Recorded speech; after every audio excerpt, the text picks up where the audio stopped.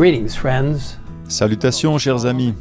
L'une des vérités les plus solennelles et pourtant les plus merveilleuses révélées dans la Bible est celle du retour du Christ. Pendant des siècles, les hommes ont attendu avec impatience le jour glorieux où Jésus viendra nous chercher pour vivre avec lui pour toujours. Depuis qu'Adam et Ève ont dû quitter leur maison dans le jardin d'Éden, les enfants de la foi ont attendu la venue du Messie pour briser le pouvoir du destructeur et les amener dans le paradis perdu. Les Écritures relatent cette espérance bénie dès les premiers jours de l'histoire de la terre. Le prophète Enoch, qui n'était que la 7e génération depuis Adam, a déclaré « Voici que le Seigneur est venu avec ses saintes troupes pour exercer un jugement contre tous. » Le patriarche Job s'est exclamé « Je sais que celui qui me rachète est vivant et qu'il se lèvera le dernier sur la terre. En personne, je contemplerai Dieu. C'est lui que je contemplerai et il me sera favorable. Mes yeux le verront au plus profond de moi. Je n'en peux plus d'attendre. » Tout au long de la Bible, les poètes et les prophètes ont proclamé la venue de ce grand jour qui a été l'espérance des vrais disciples de Dieu à travers les âges. La promesse d'un retour de Jésus à ses disciples, faite par l'intermédiaire des anges messagers, les a remplis d'espérance. Ce Jésus qui a été enlevé au ciel du milieu de vous reviendra de la même manière que vous l'avez vu aller au ciel. Cette promesse a été renouvelée par Jésus lui-même à l'apôtre Jean, alors qu'il était exilé sur l'île rocheuse de Patmos.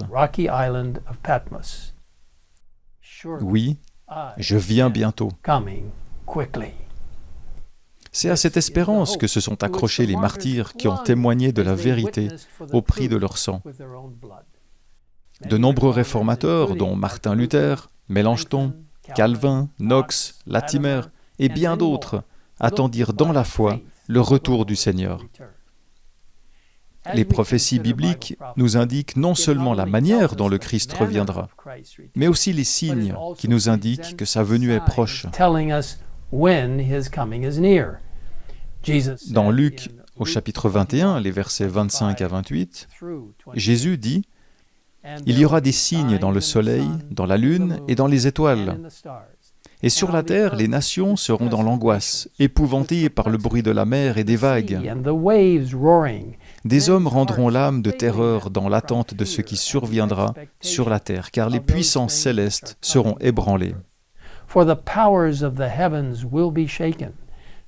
Alors on verra le Fils de l'homme venir sur une nuée avec beaucoup de puissance et de gloire. Quand ces événements commenceront à se produire, redressez-vous et relevez la tête, parce que votre délivrance est proche. » Plus de détails nous sont donnés dans Marc, au chapitre 13, les versets 24 et 25. Le soleil s'obscurcira, la lune ne donnera plus sa lumière, les étoiles tomberont du ciel et les puissances célestes seront ébranlées. Puis dans Apocalypse chapitre 6 au verset 12, il y eut un grand tremblement de terre. Le soleil devint noir comme un sac de crin, la lune entière devint comme du sang. Chers amis, ces signes prophétiques se sont accomplis de la manière la plus profonde qui soit. Et dans les 2 prochaines vidéos, nous examinerons leur accomplissement plus en détail.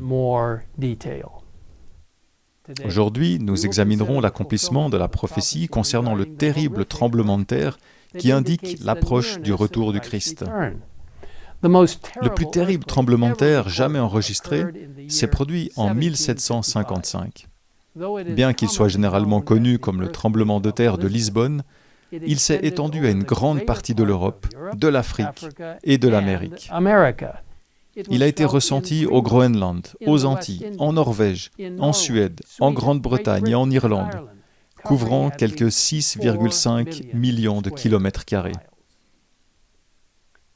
En Afrique, l'impact a été presque aussi violent qu'en Europe, où un village entier d'environ 10 000 personnes a été complètement englouti. La mer elle-même a été bouleversée par une vague gigantesque qui a déferlé sur les côtes espagnoles et africaines, engloutissant des villes et causant de grandes destructions. En Espagne et au Portugal, le tremblement de terre a été particulièrement violent. On peut lire, à Lisbonne, le tremblement de terre qui détruisit la ville fut précédé de sourds grondements souterrains. On évalue à plus de 90 000 le nombre des personnes qui perdirent leur vie en ce jour néfaste.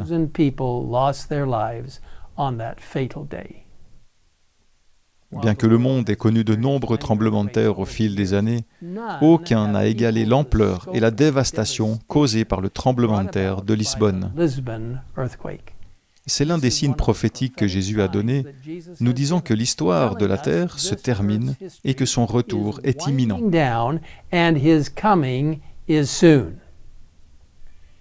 Dans la prochaine vidéo, nous continuerons à examiner les signes annoncés par les prophéties bibliques et la manière dont ils se sont tous accomplis de manière spectaculaire. En attendant, je vous encourage à lire le chapitre « Les précurseurs du matin » dans le livre « La tragédie des siècles », où vous en apprendrez davantage. Si vous ne l'avez pas encore fait, je vous invite à télécharger votre copie gratuite de ce merveilleux livre sur le site thegreatcontroversyproject.org. Mes amis, je crois que Jésus vient bientôt. Et tandis que nous continuons à examiner ces prophéties, je crois que vos cœurs seront réconfortés alors que nous découvrons ensemble la proximité de cette espérance bénie. Et maintenant, prions ensemble.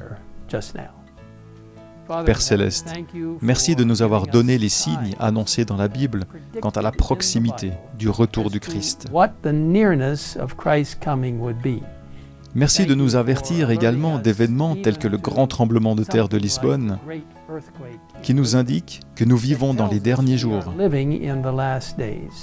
Merci pour la promesse de ton retour.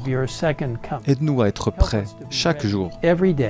Seigneur, nous nous engageons maintenant, en tant que disciples, à nous réconcilier pleinement avec toi par le sang de Jésus-Christ, afin d'être prêts pour le retour imminent de Jésus.